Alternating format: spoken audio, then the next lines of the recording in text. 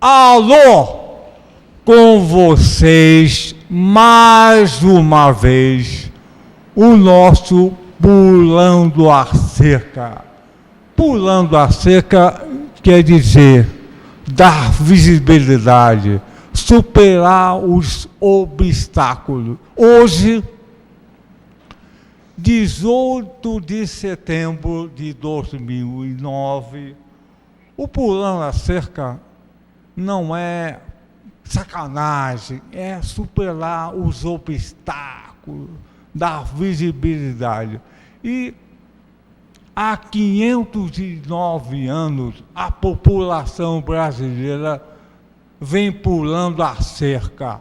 As cercas são feitas para serem puladas, por cima, por baixo, pelo meio, não importa.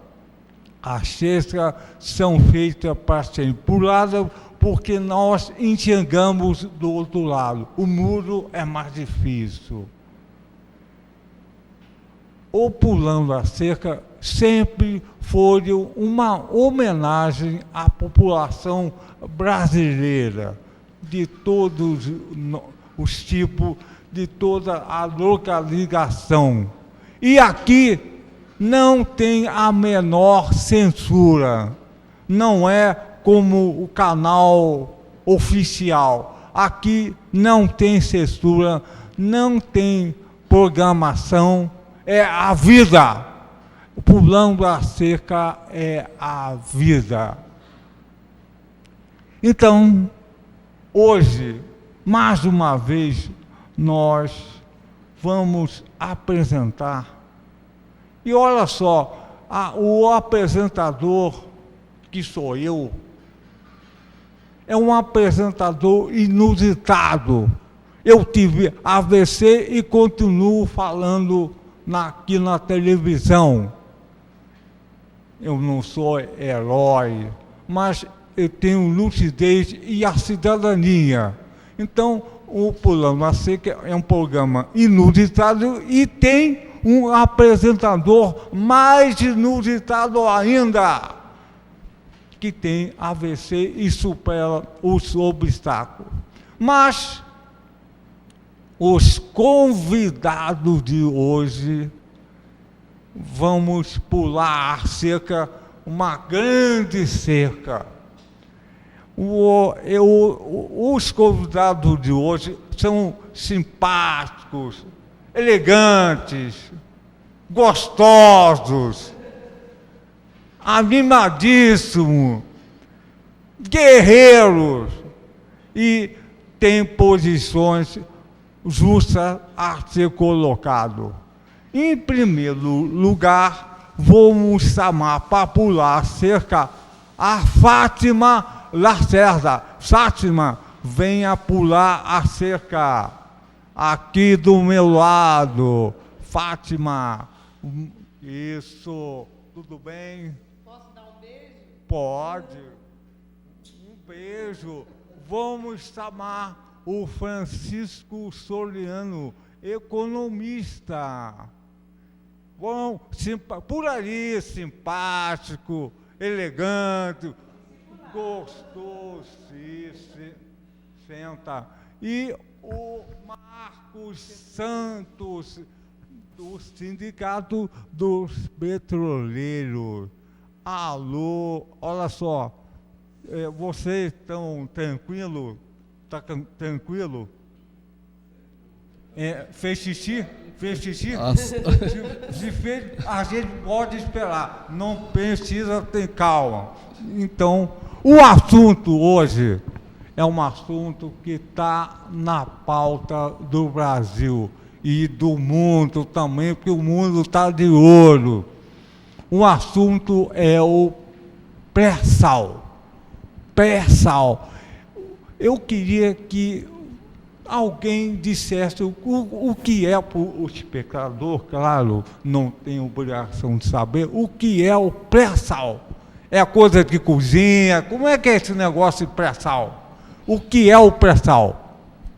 Bom, em primeiro lugar, bom dia a toda a população aqui de Niterói, São Gonçalo e do mundo. Do mundo, porque o nosso programa está na internet. Claro. Pois é. Olha, esse nome pré-sal, muita gente até fica assim, com dúvida, porque o pré-sal está depois do sal. E como é que é pré? De fato, tem que ser pré mesmo, porque os nossos geólogos, eles estudam o planeta Terra a partir do seu centro.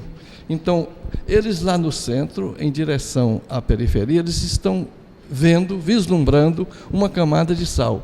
E antes dessa camada de sal, eles estão vendo, detectando o petróleo ali. Então, é pré-sal, porque depois do pré-sal, tem o pós-sal, que é de onde a gente já extrai petróleo, portanto, a uma profundidade menor, que é os campos aí que a gente conhece, Barracuda, Marlim, Albacora e outros mais, que geralmente tem nomes de peixes aqui da região. Então, o pré-sal é o petróleo muito abaixo do sal comum e uma grande profundidade.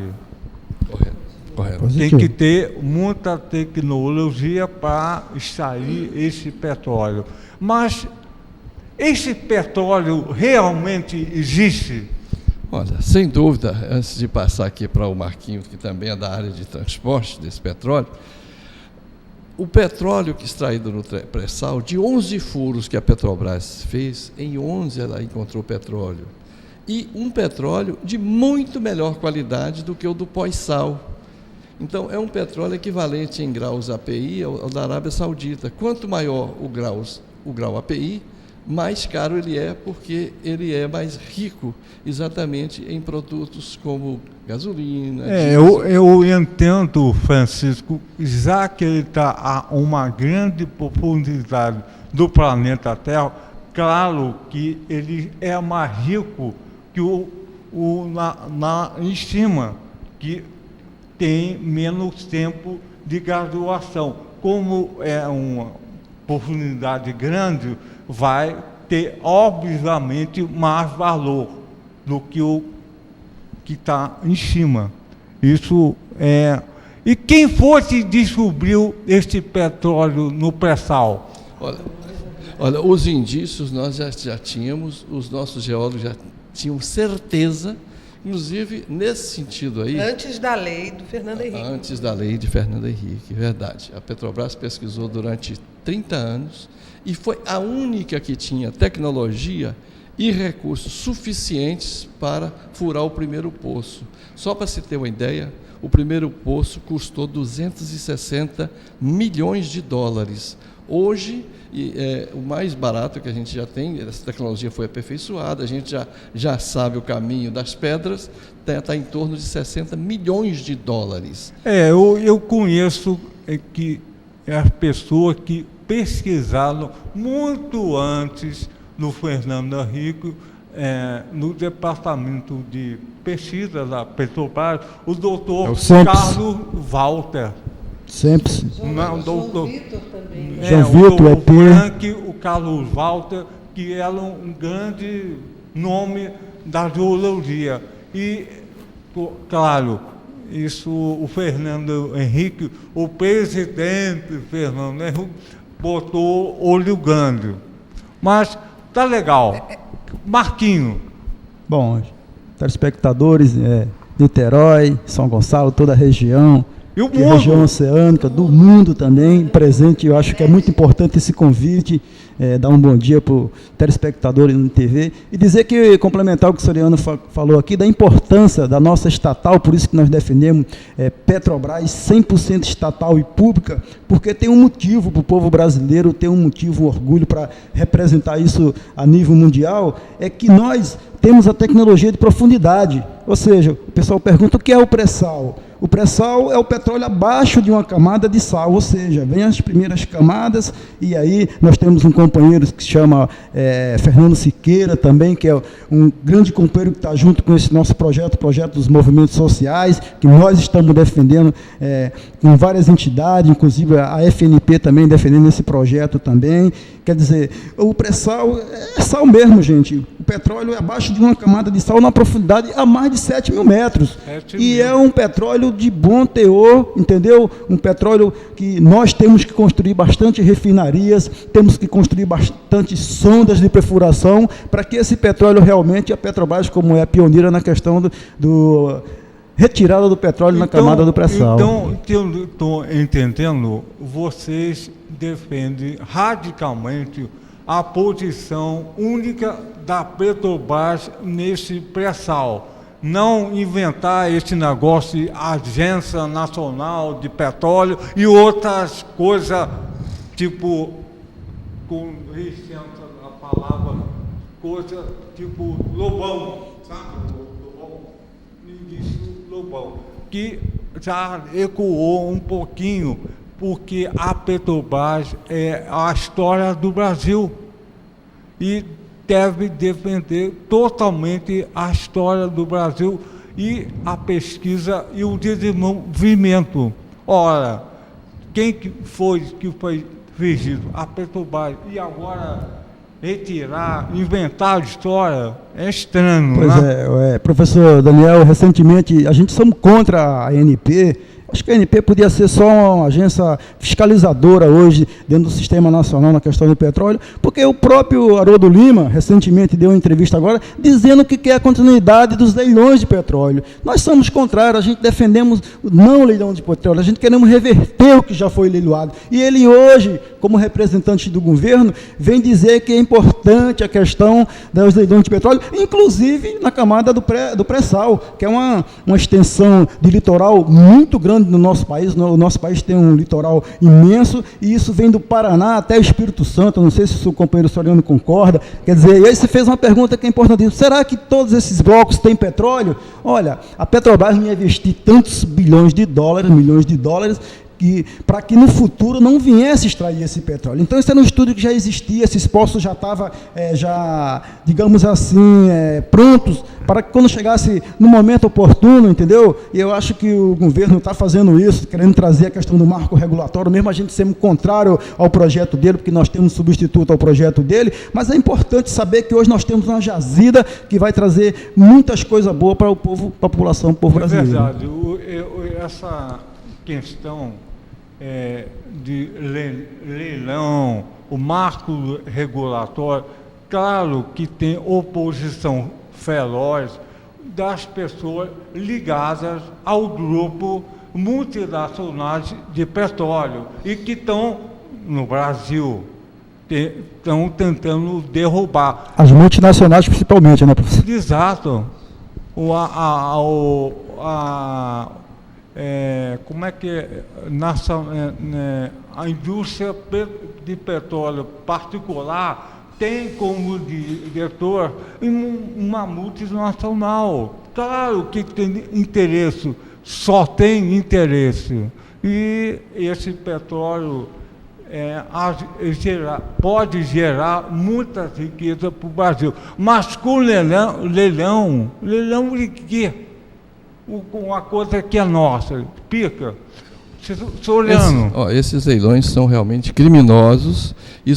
A ANP foi criada, sobretudo, para dar emprego ao genro do FHC, que é o Davi Zubenstein, que depois perdeu a presidência quando ele se separa da filha de Fernando Henrique Cardoso. Você vê, o senhor falava, o meu irmão, camarada, o médico Daniel, me permite chamar de companheiro? Claro. Exatamente, da corrupção é uma das coisas mais terríveis, né? Aliás, a corrupção é também um homem explorar outro homem. A gente tem que ir fundo nesse conceito para deixar bem claro que nós entendemos como desonestidade. A incoerência é uma desonestidade também, claro. É uma corrupção. Mas eu o colega me pediu para confirmar, realmente o pré-sal vai de Santa Catarina, além do Paraná, comprovadamente, né, até o litoral do Espírito Santo. Então, são 3 bacias, a bacia de Santos, a bacia de Campos e a bacia do Espírito Santo, onde já se extrai o petróleo também no campo de Jubarte. Mas essa parte das multinacionais, não é só as multinacionais, são as potências hoje as hegemônicas do mundo, Estados Unidos e Europa, que não têm petróleo. Só para se ter uma ideia, há cerca de 40 anos atrás, as 7 irmãs detinham 80% das reservas mundiais de petróleo. Hoje elas só têm 3%.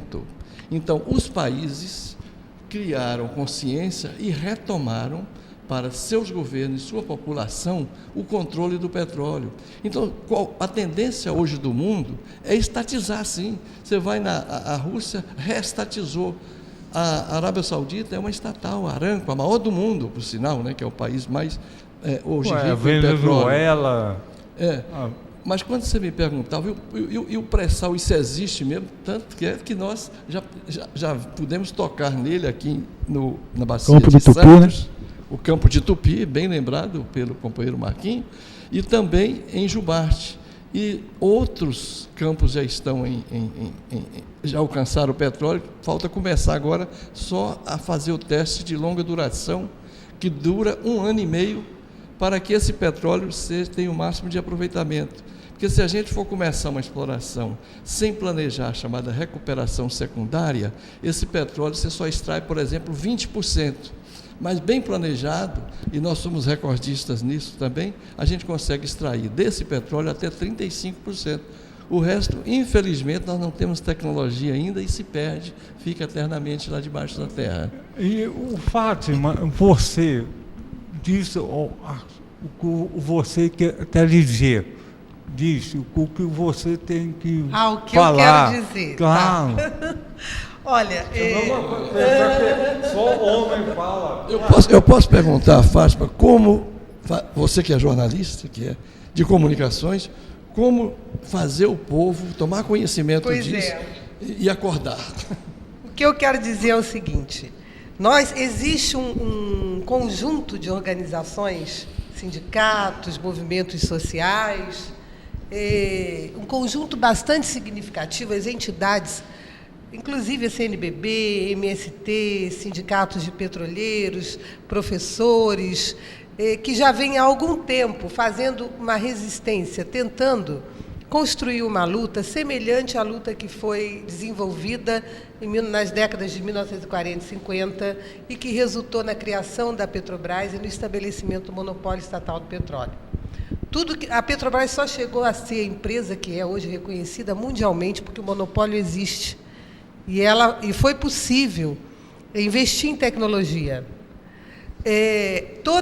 Esses frutos que se colhem atualmente, eles são decorrência dos investimentos feitos pelo povo brasileiro na Petrobras. Eu acho que a Petrobras é quase sinônimo de cidadania, de luta, é quase sinônimo de Brasil. Então, a partir do momento em que ela começou a ficar ameaçada, os leilões começaram a acontecer, havia inclusive um compromisso do presidente Lula, que não foi cumprido, de suspender os leilões desde o 6º. Na época foi dito, esse vai ser o último, e não foi o último, porque as pressões das multinacionais são tremendas.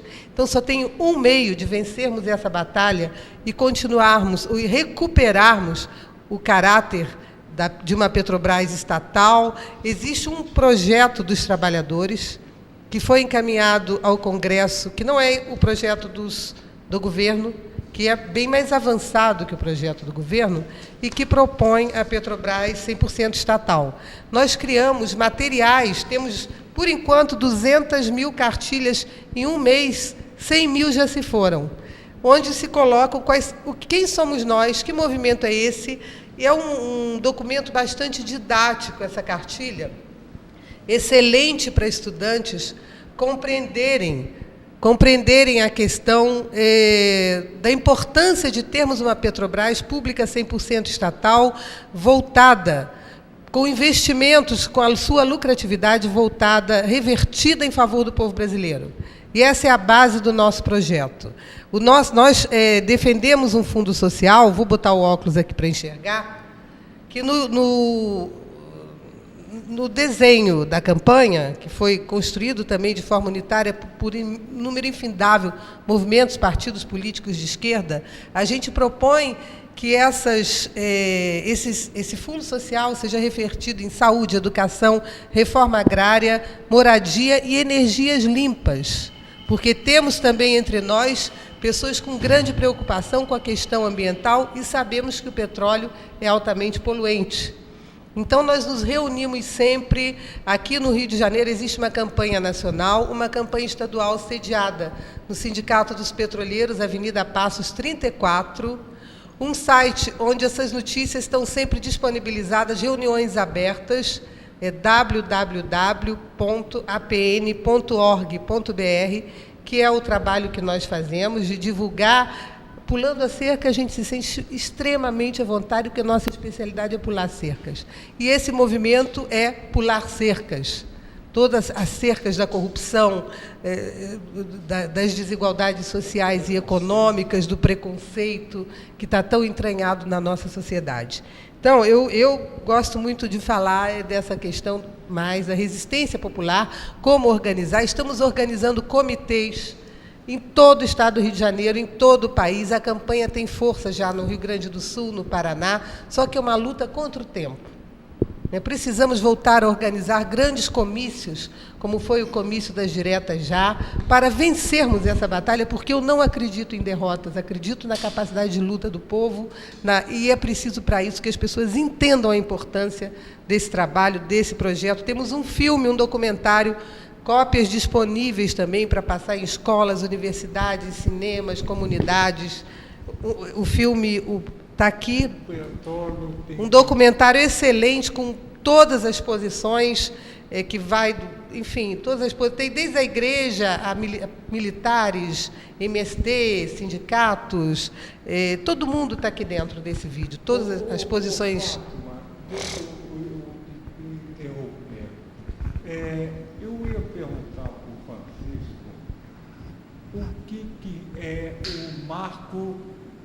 o que é o marco regulatório, o que é essa história. Isso é o que é o principal para entender, a população entender o que é o marco regulatório. Exatamente, é uma pergunta meio rebuscada, né? Na verdade, simplesmente a lei, um novo marco regulatório, uma nova lei, porque esse que está aí, mesmo partindo, vamos admitir que Fernando Henrique Cardoso fosse patriota, fosse preocupado com o desenvolvimento do Brasil, de fato, aquele marco regulatório deixado por ele, legado por ele, que a gente sabe que foi uma total desgraça para o país, não mais corresponde à nossa realidade, ao cenário atual. Por quê? Ele alegava que precisava que as empresas iriam correr risco, fazer pesquisas e gastar para explorar o petróleo. Ora, o petróleo do pré-sal, por exemplo, é risco zero. Quem adquirir, se fosse o caso de leilões, que Lula, em boa hora, suspendeu os leilões em toda a orla marítima, isso foi uma decisão importante. O que nós achamos é que foi acanhada, o projeto do governo está acanhado.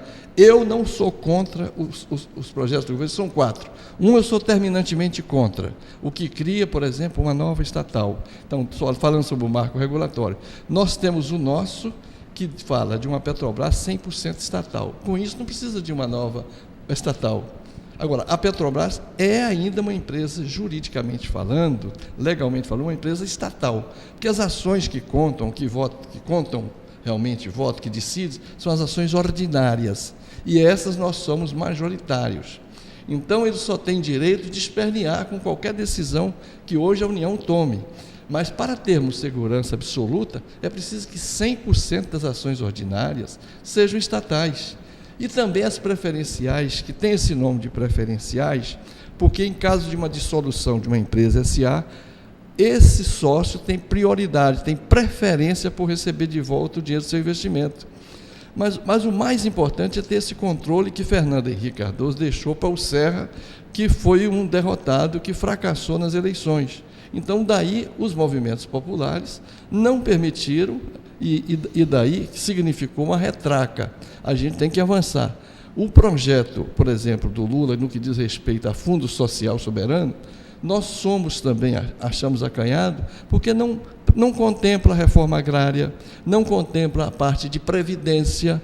Esse dinheiro do petróleo é para dar dignidade, sim, ao salário do aposentado que está aviltado. Não contempla a parte de saúde, que a gente sabe que está deteriorada. Então, ela fala ali, o projeto do governo, em outras prioridades. Mas para nós é fundamental, e aí precisa de ter coragem para dizer claramente que esse país é o país mais atrasado do mundo em distribuição de renda e de terras. Terras essas que foram invadidas. Alguém tem dúvida que o Brasil não foi descoberto? O Brasil foi invadido. O branco é que é o invasor. Então, nada mais legítimo do que o plantador, o cara que quer produzir, ele tome sim, ele ocupe, não é invasão, ele ocupa os grandes latifúndios que não tem na Europa. Vamos rebuscar a história. Depois da Segunda Guerra Mundial, a primeira coisa que os americanos aliados fizeram para deter o avanço, entre parênteses, do comunismo, foi exatamente uma reforma agrária para diminuir as arestas, as contradições do capitalismo maiores. Pois é, essa história do marco regulatório, você falou, você disse que ela acanhado. Eu acho que é muito mais do que acanhado, é safado. Correto. Porque a coisa que não fala a verdade não é legítimo. Então, é uma coisa safada. Olha, o pré-sal é uma forma de desenvolvimento total. Uma chance de trabalhar isso, de libertar o país. Eu, particularmente, acho que o PAC, Plano de Aceleração do Crescimento, é uma coisa fantasiosa e ruim. Se tivesse que ser, como está colocado aí no pré-sal, era um plano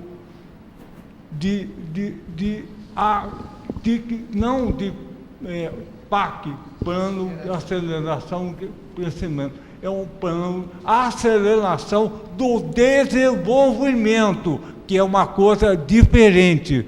Eu posso crescer para cima, não ter consistência nenhuma. O desenvolvimento é uma coisa integral. Eu acho que até na linguagem tem erro, passa por acanhado. Então, é uma coisa que está... Por que essas empresas multinacionais estão de olho? Imagina, se não tivesse nada, mas está todo mundo de olho, e é verdade, os países dito primeiro mundo estão com o petróleo zero. Então precisa... Japão, por exemplo.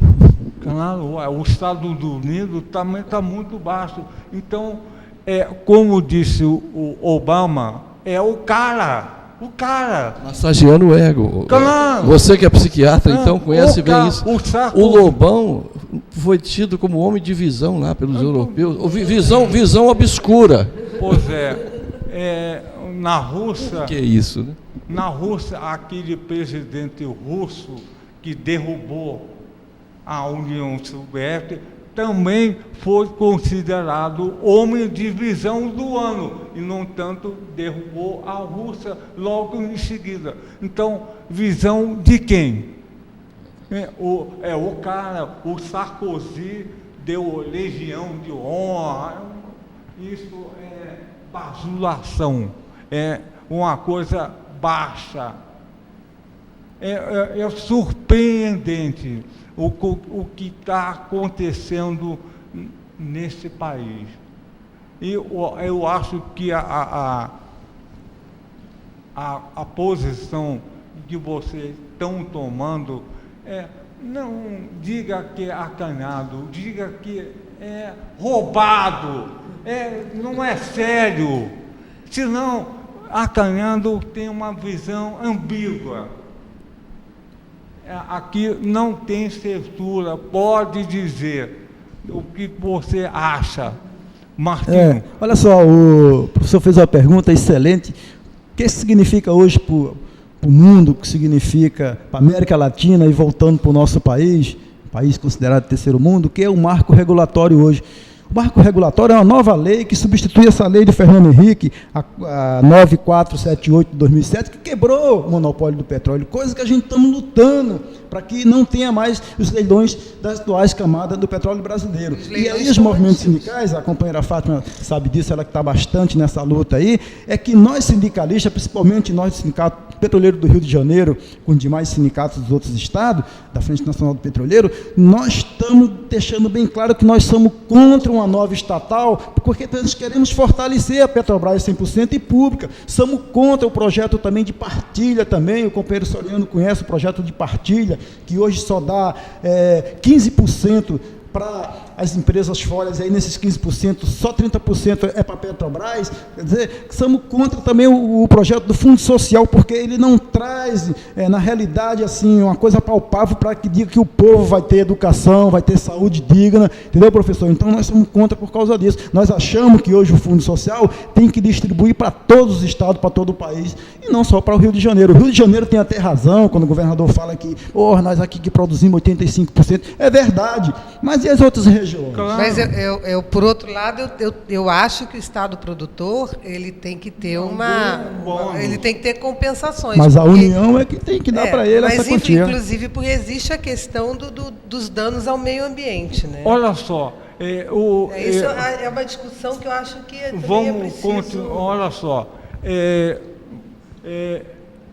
quando a gente vai no dentista, 15 minutos parece ser 5 horas, mas quando a gente vai no motel, 1 hora não dá nem para passar o que você quer. Então, nós vamos continuar semana que vem, e se possível, a outra semana, discutindo um tema fundamental, que é o pré-sal. Eu convido vocês, a semana que vem, pular cerca de novo, a Fátima, o Soriano e o Marquinho, para estar de novo nesse canal, na universidade, que não tem censura e pode colocar tudo sem problema. Aqui é um canal público, então pertence à população brasileira, tanto como a Petrobras. Tá legal? Então, vamos, mais uma vez, pulando a cerca com você. Vamos cantar junto. 1, 2, 3, pulando a cerca com vocês. Agora, 1, 2, 3, pulando a cerca com vocês.